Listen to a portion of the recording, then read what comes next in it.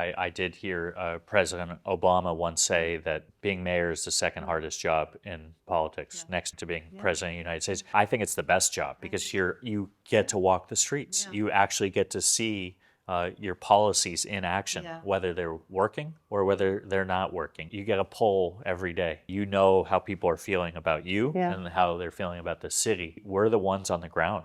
I mean, I talk to mayors across the state and across the country. The action is happening in our cities, and I love it.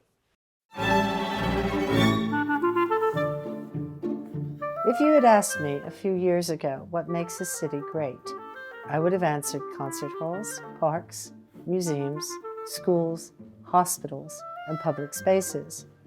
When COVID forced restaurants, food markets, and cafes to close, it became clear that they are as essential to a city's success, a third space between the public and the private. Mayor Daniel Lurie of San Francisco understands deeply what makes a city succeed. As long as I've known him, over 20 years, he's been a person with purpose, vision, and a lifelong commitment to social justice. When we first met, he had just founded Tipping Point community in the Bay Area with a clear mission to fight poverty. Daniel becoming the mayor of San Francisco is deeply moving to me, and I'm proud to be his friend. Yesterday, walking through City Hall, I was struck by the sense of civic pride, what it means to be a citizen.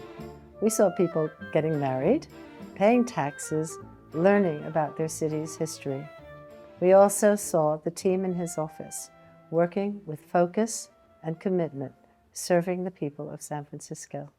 Ruthie, that was beautiful. Thank you. It's an honor to be with you. It's an honor to have you here in this majestic building. How beautiful is our City Hall? City Hall is beautiful. And what struck me again today was yesterday when I walked in, as I said, there was all these activities and people. But today when I walked in, I thought, you know what? I'm just walking into the City Hall and saying, I'm going to see the mayor. And there was nobody that stopped me and said, you can't come in. You know, hello, do you have an appointment? You know, it was so accessible, it was so open, you know, it was so clear. You come in and you see this dome, and actually some people came in today and they said, this has got to be the most beautiful Capitol in the country. And I said, it is. Maybe in the world.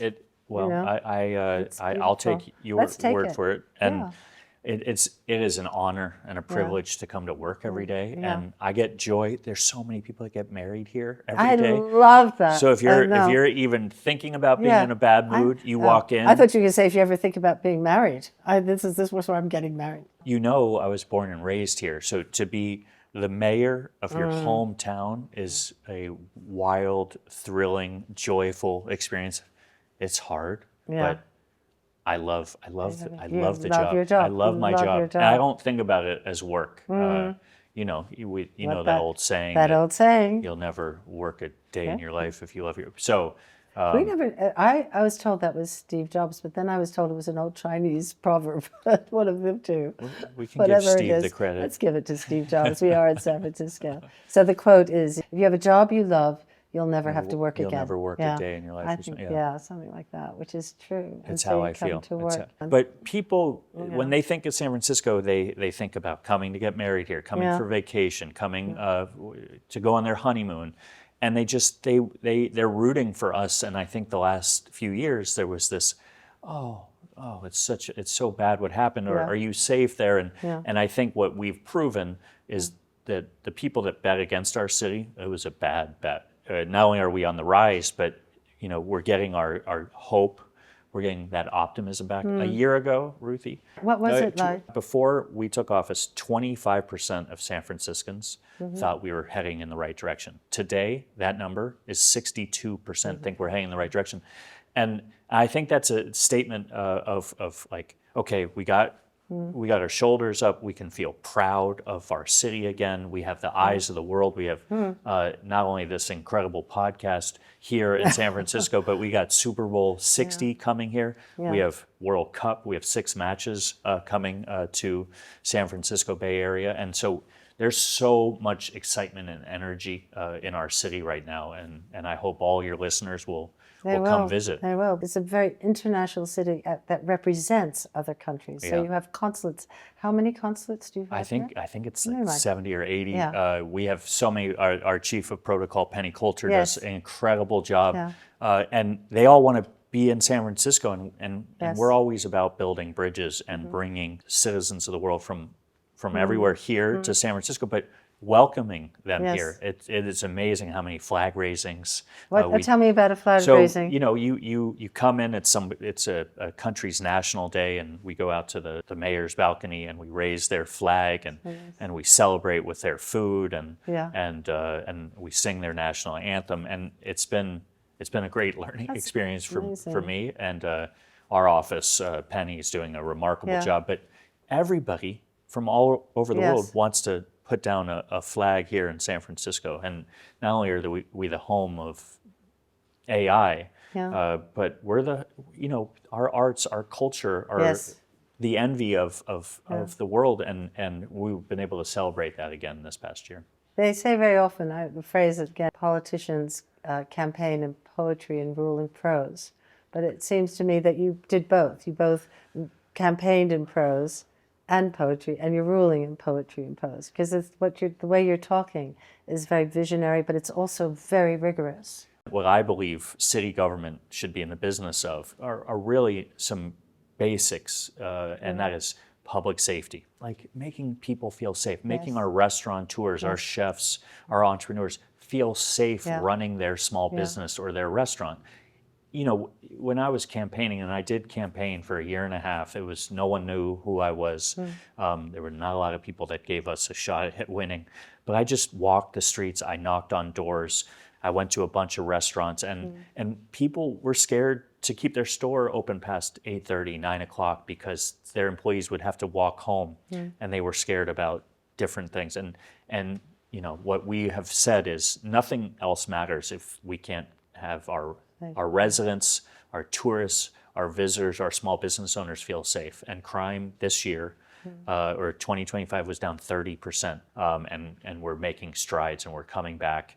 And then, hey, how does City Hall work for our small businesses? How do we help restaurants get open more quickly? How do we get them through the permitting process that we have made so onerous in this city? It's almost like if you went to a restaurateur a couple years ago and you asked them what their view of City Hall, they'd be like, don't get me started. Now, I think if you go and you can take your cameras and you can walk and you can say, what's the vibe? They say, we have a partner in City Hall again. And you can do it quickly. I was reading about happiness and how they measure countries in happiness. Oh, I saw this. And one of the reasons that people are happy in a country, when they looked at the happiness GDP was equivalent, it's trust. Yeah. And it's interesting that you will trust your door to possibly be unlocked. You will trust your house to be safe. You will trust your children to walk to school. But you also trust your government. And I felt yesterday coming here that there was a spirit. I mean, just as I say again, the ability that we were able to walk in, there was a trust, you know, and it was, come on in, which I think is very important. The spirit is back. It's alive and well in our city. I feel like that hope, that optimism is back. I mean, you see it in the number of people starting new restaurants. You see it in the diversity of our community and in our city again. And it's this, we're the city that knows how. We've always been that. And now we're back and we're moving in the right direction. When you remember being a child here, because there's the childhood, you said you started out by saying you were born here. So does your memory encompass that feeling of a San Francisco that was different, or do you think it's retained? I think we're always changing, Ruthie. Like, I think that's what makes our city so special, but I think most cities, you grow, you change, you evolve. Anyone that says, let's go back to the way it used to be, that's not San Francisco. We are always innovating, we're always cutting edge. When I think of growing up, I think, I think about my parents. I had not just two great parents, but four. I know all four. Yeah. Well, there you go. So they, kind, decent, committed, community-minded parents. I remember, I'd go out to, my parents got divorced when I was 2, and I remember going out weekly to meals with my dad at a pizza place on Clement Street called Giorgio's, which is still there, and then going to the Toy Boat, which is still there. What is on Toy Clement. Boat? What is It's a ice cream shop, candy shop.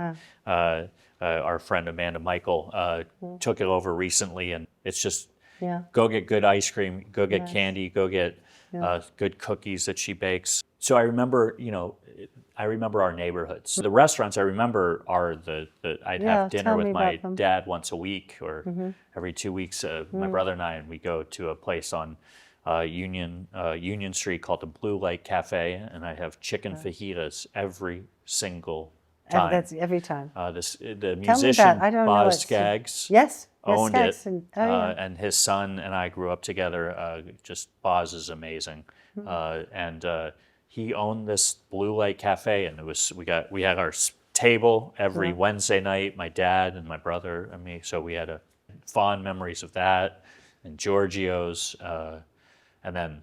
Yeah, more. I think my eating memories are with my stepfather and my mom are at home. The neighborhoods of San Francisco are what you talk about North Beach and going to restaurants there growing up, and that's retained its culture and that spirit. If you walk down North Beach now, some restaurants are new, but the vibe is similar.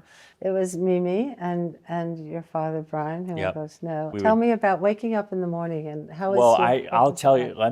Let's if you want to really have an honest story. If we were eating with my stepfather and my mom and my brother Ari and I, we would have dinner, and if we didn't like something, we had our napkins and we knew how to put the broccoli into the napkin, and we knew how to excuse ourselves to go to the bathroom, and it might have gone down the toilet. I remember when we had President Bush, and apparently he didn't like broccoli, if you remember that story. Yes, I do know. He said something like, I'm the president and I'm not going to eat broccoli any longer. Yeah. It was one of the things that maybe I identified with as a kid. What were meal times like? You were talking about breakfast. Yeah, we would have breakfast where we'd talk about what was going on in the day. Like if you talk about my mom and my stepfather engaged in San Francisco, my dad was a rabbi. My stepmother also engaged, and her family always engaged in San Francisco. So there was no there was always purpose to our meal times in terms of conversation, checking in with each other. I think Beck and I are trying to do that with our kids. 14-year-old daughter, 11-year-old son, and now the devices and the iPads are complicating factors in making sure that you get the attention of your kids that we didn't have to deal with. I actually was just talking about this with Becca the other day about how do you not only keep your kids off of those devices, but how do you carve out that time? And meals are the time. We love going out to one of our many great restaurants and the four of us having a meal together. That's usually when we're able to really just totally connect focus. and not only enjoy the best of what our city has to offer in terms of restaurants, but then the four of us, and we get real conversations. And so actually for us, sometimes getting out of our house and getting out of the comfort zone allows us to connect better. San Francisco is so diverse in its restaurants, isn't it? I mean, it is uniquely so that you can I'm going to give you a list that you've got to put into your edits or whatnot. We will do that. We have some of the best Chinese cuisine going, I think, in the world. This new restaurant called Happy Crane just opened up. I'm taking the list out. This you I can. have a list as well. No, Tell me. We got this place, Jules Pizza. It's actually, I think, a Tartine alum that just opened this amazing pizza place. We got K Fico. We got Flour and Water. All right, this is a good one. You'll like this one. I'm Jewish. December 24th, you have to go out to a Chinese restaurant. Typically, I would go to a place, China Live, with the family. I've gone there with my mom, and my brother and I went actually just over at New Year's. But we went to a place called Fang, and this woman, Kathy Fang, her dad started House of Nanking, which is a famous place kind of on the edge of Chinatown in North Beach. And she remembers working at the House of Nanking, I think when she was 7 or 8 years old. And she just loved it. Working? Working. 7 like, or 8 years old. just, Yeah, you know, but you helping being out. there. It was a Yeah, family sure. run, and she loved Sure, it. yeah. And Kathy told us this story of growing up in and around her father's restaurant, and now she's got She's her doing it. own restaurant, and her father was there too, and it was a really cool Family story. restaurants are great, you know, and I also think that the atmosphere, it's like politics, it is a people, you do it if you love people. Yeah. You know, there's just no point, even if you're just a chef, you know, in the kitchen, our chefs But are the food's open. got to be good too, right? Of course it does. Yeah. The rigor, you have to have it. And it becomes, that's most important. You have to have This the food was rigorous of the incredible. food. But the place has to be a place where you walk in, go like a city, you feel safe. Yep. Like a city, you have trust. Yeah. Like a city, you can have transparency. Yeah. And so I always think it's also very theatrical, a restaurant, because, you know, you have the dynamic between the people who are eating there, their drama. Yeah. You have the drama between the waiter and the people. You have the drama between the chef and the waiter. And, you know, hooray for Alice Walters, who said, you know, let's not do this drama behind closed doors. You know, we're going to open Is that what up. I love Alice Alice Walters, you know, is people always inspiration. said to Rose and I, how radical, you know, wow, you had the first, you know, open kitchen where people could see you work. And I said, no, we don't. You know, Alice Walters really was the woman, and Wolfgang Puck in California, you know, the two of them really started the idea of having, and not every restaurant, you don't want to go to every restaurant and have an open kitchen. Sometimes it's really nice to just be in a restaurant where you're quiet and it's formal and, you know, it's no noise. But there is a dynamic drama, I think, to having an open kitchen of again, like the City Hall, you know, come on in. I mean, you know? I mean, a bunch of these restaurants that I'm talking about some have a mix, like Catonia. So Catonia, they have they have some open, some closed. But you walk into a place like that, or you walk into another restaurant, Four Kings. Four Kings. Four Kings. It was ranked, I think, the #2 restaurant in the country by the New York Times this past year. Maybe it was new restaurants across the country. Yeah. This place, Frankie Ho, Mike Long. Next time you're in town, it's like you're in just some little. What do you love about it? You feel like you're at home. You feel like you're in a little neighborhood joint. There's a line that is, you know, there's no reservations. You got to wait in line, and then they just serve you down home Chinese, kind of a little LA influenced Chinese food from their parents and their grandparents, and it's a magical experience. And you can see what's going on in the kitchen. Yeah. So I've been that's restaurants that I've eaten in and thought I had a great meal, and then I've been to visit the kitchen, and I think, maybe not. Some should stay closed. But no, that's why I think there is something very reassuring about seeing. It certainly keeps us on our toes, knowing that anybody could come in the kitchen, and also you can't shout. You can't get, you know, that idea that chefs are stressed. And they get angry and they get that way. If you are working in an open kitchen, you have somebody eating near you, there's a manners and there's a way of working, which is very, very nice.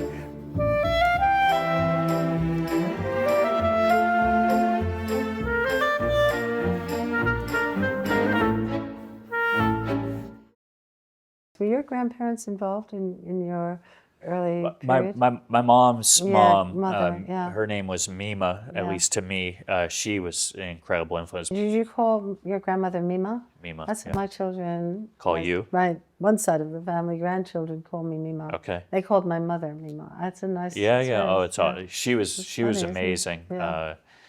She fled Yugoslavia through Italy to upstate New York to Oswego with Eleanor Roosevelt helped 1,000 Jews flee and come to New York. What year would that be? 43, 44, at a time where America was not having any Jews or immigrants coming in. Eleanor Roosevelt really stood up and said, I'm making this happen. And then she made her way down to Maryland, where my mom was born, and then she was out here for, I don't know, 30. Did she live near you? Did you She see lived a just lot of down her? on the peninsula, which is about 20, Was she 25 part minutes. of your life? Yes, Yeah. she's a Yeah. great woman. Did she ever cook? She cooked a lot. Did she? Yes, she did, and maybe that's my mom got it Yeah, from her. yeah. Yeah. Did she cook food from her youth? You Yes, think? yes. From her My country? God, Yeah. it was Yugoslavia. these meatballs, cheese, I think is what they were called, cheese, and like meat, Yeah. like good, but they were always excellent. And every time I went to her place, that we ate that, she cooked. She actually cooked quite a bit. Yeah. I would say that quite a lot of the people that I interview remember their grandmother's food, Yeah. sometimes more than their mothers. Yes. Because the grandmother, especially if they came from immigrant communities, Yes. bring the food with them. You Yeah. know, and it's very important to be. Well, and I I'd go know. sleep over Yeah. at her apartment, and I remember she had a comforter that she pulled out of her closet. I slept on her pull-out couch. Yeah. And it was the coziest little thing, and then we'd always have a good meal. Yeah. I do remember that well. I think Yeah. grandmothers do. Well, I think it is just a very different role, and you want to please your grandchild, and you're not in a hurry, Yeah, and this it's a is little- a special yeah. time. And when you say you left this world of San Francisco and your, the meals around the table and the conversations and the breakfast, you went to university in.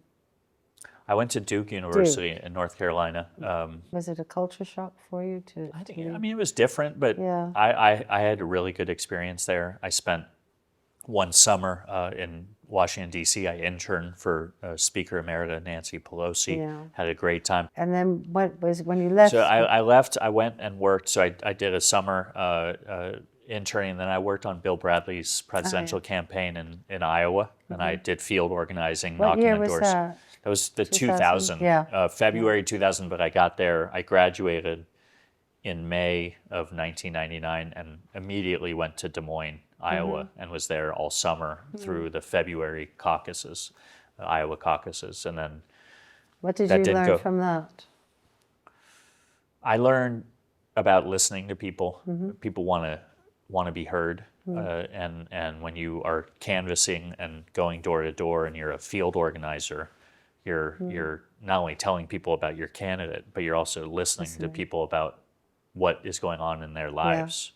And that's the most retail of retail politics is the Iowa caucuses. So Iowa, and then I moved to New York City. I lived there for 3.5, 4 years. I and, remember when you were in New York City. and worked at the Robin Hood Yes, Foundation. at the Robin And Hood. that idea of Yes. getting those who are committed to, in that case, New York City, and improving the lives of everybody around them, like that model really resonated for me. And I came back home. I went to Berkeley for grad school, spent 2 years at the public policy school at UC Berkeley, and then with the whole intention of starting Tipping Point, which was modeled after Robin Hood. And I started that in 2005 with Chris James and Katie Yes. Page and Ronnie Lott, and the four of us founded it, and I ran it for 15 plus years. We've raised over 500.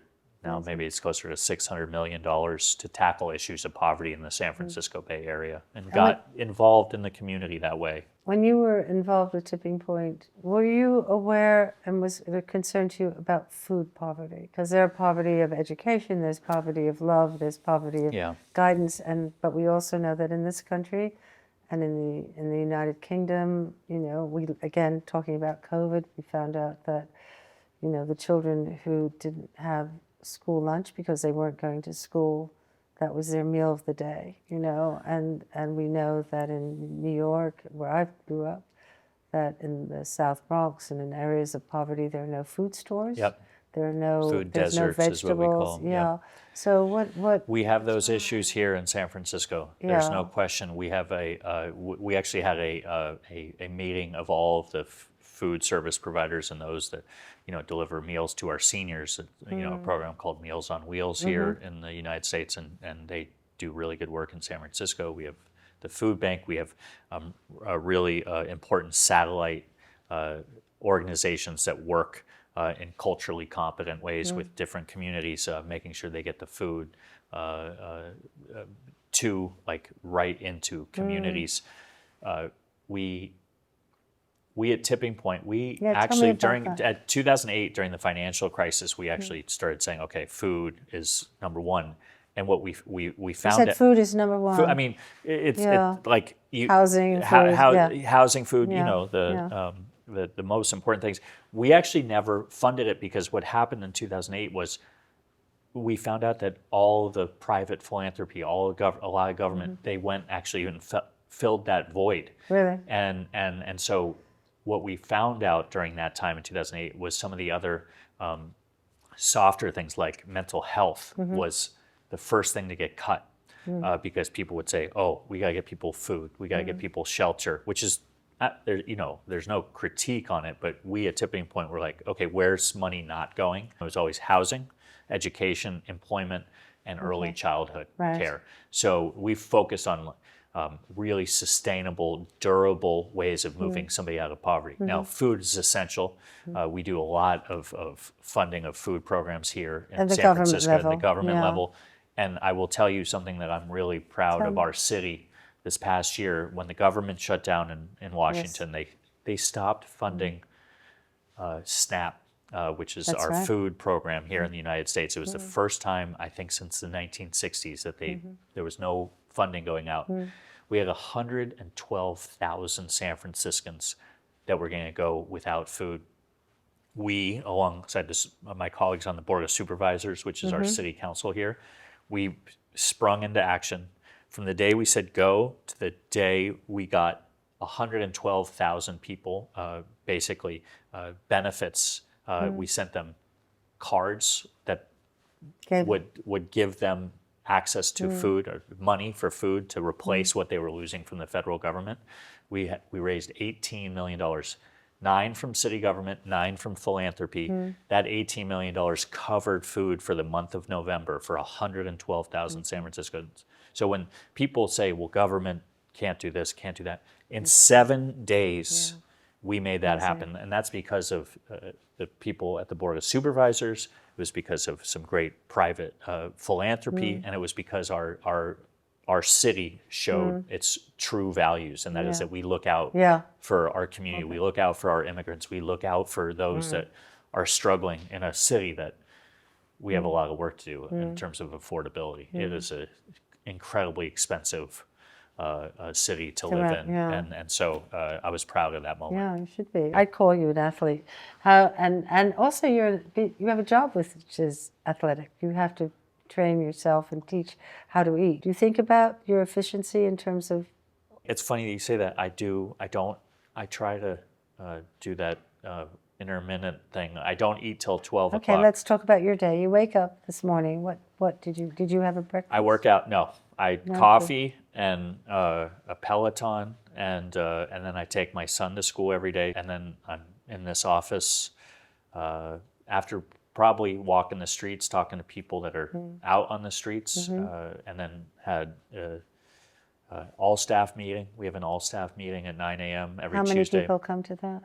Well, it's the large agency department heads, so about 20 department heads come. We do it once a week. It's something that we knew we put in place when I came into office. I want these department heads around the table, looking at each other in the eye, having discussions, at least seeing each other in person once a week, because they need to collaborate and communicate, and they're doing that well, and this meeting helps. So in here, 8:30, 8:45. So what happens at lunchtime for you? Do you have lunch? Fernando, who's watching this, helps guide me. We try to be healthy. We try a lot of new spots. There was a gyro place that we went to. There's a Vietnamese place up in the Tenderloin that I love, that I go to. Golden Lotus? Is that Golden Lotus? Yeah. And I go to Hayes Valley, and I go to Suvla. I go to, we got great coffee spots that I go to in Hayes. So. And what about the formality of the office? Do you do state dinners, or do you do mayoral lunches, or do you need to do all that, or not much? No, I don't. That's not for me. I think the most formal thing I do every day is I wear a suit and tie. Yeah, I think it's important. Yeah, we like that. But I'm out walking the streets. I don't like sitting behind my desk. I like being out, walking, talking to people, listening to people.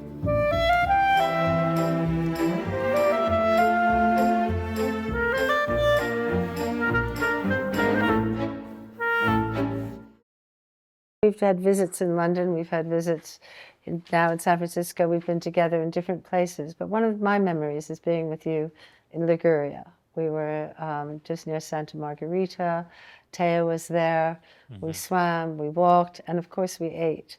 And when I think of Liguria, we all think of the basil that grows there on the slopes, because you have the very hot sun, you have the Mediterranean, you have the heat. And so for your recipe, we thought that you might like to read a recipe from Liguria, from a memory that we spent together for a pasta which is tagliatelle with lemon, cream, and basil. So you can just read it straight, or you can read it any way you like. Tagliatelle with lemon, cream, and basil. 1 1/4 cups heavy cream. 1 stick, 8 tablespoons butter, softened. This is sounding very healthy already. Yeah, right. Zest and juice of 3 organic lemons. Taya loves lemons, so that's good. 12 ounces egg tagliatelle. 3 tablespoons roughly chopped basil. 4 ounces of Parmesan, my favorite. Yeah, It's got to be finely grated. And then you have to gently heat the cream, and when it's warm, Ruthie, now this is important, add butter and lemon juice and zest. Stir to combine, and then remove from the heat. I'm really happy that I am telling one of the best chefs in the world this. Cook the tagliatelle in boiling salted water until al dente. Drain and stir into the warm cream, seasoning with sea salt and black pepper. Add half the basil and toss well, and then you serve with the Parmesan and the remainder of the basil sprinkled over. Sounds delicious. Easy, we'll do Next that. time. Living in Europe, living in France, as I did for 6 years, what you really see is the emergence and the excitement of cities and with mayors who are really almost a nation state, who are making policies, who are able to facilitate change, who are able to move forward and be a leadership in, what the city means. And that is so, exciting. I think isn't it? the job of mayor is the best job in politics. Yeah, I did hear President Obama once say that being mayor is the second hardest job in politics, next to, I think he was referring to being president of the United States. But I think it's the best job, because you get to walk the streets. Yeah. You actually get to see your policies in action, whether they're working or whether they're not working. Yeah. You get a poll every day. Yeah. You know how people are feeling about you Yeah. and how they're feeling about the city. And that's why you got to get out and walk the streets and go to the great restaurants and go to the great art galleries and museums and really kind of soak it in. We're the ones on the ground. I mean, I talk to mayors across the state and across the country, and the action is happening in our cities, and I love it. Yeah, I think it's been, for me, the last 24 hours has been really inspiring to come to a city that I know about, have so many friends here, have seen the effect you've had on the world, the effect on the city. And I think that leaving here, I'm coming away with something which is, I think, a real test of a city, which is you want to come back. Really soon. I want to come back. I need you back soon. Yeah, and bring your friends and tell everybody. But we are, and I think actually, someone said, Ruthie, you should open a restaurant in San maybe Francisco. now that I know that Let's we have, we can do that. Let's go. How we'll call it Ruthie and Daniel's. How about that? Well, Is that a little bit of maybe when I'm out of office, I think want that to would do be a little lower. Okay, we'll wait for that. Ruthies. Okay, we'll do that. But if we think of restaurants as places, as we sort of drama, we think of it, comparing it to theater, compare it to performance, to family, to a city and a city hall, and how we need them. And we started out by saying what they contribute to a city. We also know that food is conversation, food is sustaining hunger, food is a judgment of way society treats its citizens, and it also is comfort. And so I'd say, Daniel, Mayor Lurie, what would be food you'd go to for comfort? Burrito. I mean, it's not, you don't, I mean, you didn't even have to, Okay. that's where I go. I grew up on them. Gordo's, La Taqueria. La Vaca Birria is a new favorite of mine. But when I, like, the family, sorry, but we do order out, and we okay. order burritos Yeah. more than anything else. And there's just this, it's all right there. You take one bite and you get it all. And it feels like San Francisco to me. It feels like I know what I'm getting, and it's going to be excellent. And so I'm going burrito as So my the next, comfort. I'm leaving tomorrow morning, but the next time I come, can we go and have a burrito? Well, 100%. I'll Okay. take you. It's Yeah. a date. Let's do it. Ruthie's Table 4 was produced by Alex Bell, Robbie Hamilton, and Zad Rogers, with Andrew Sang and Bella Salini. This has been an Atomized production for iHeart Media.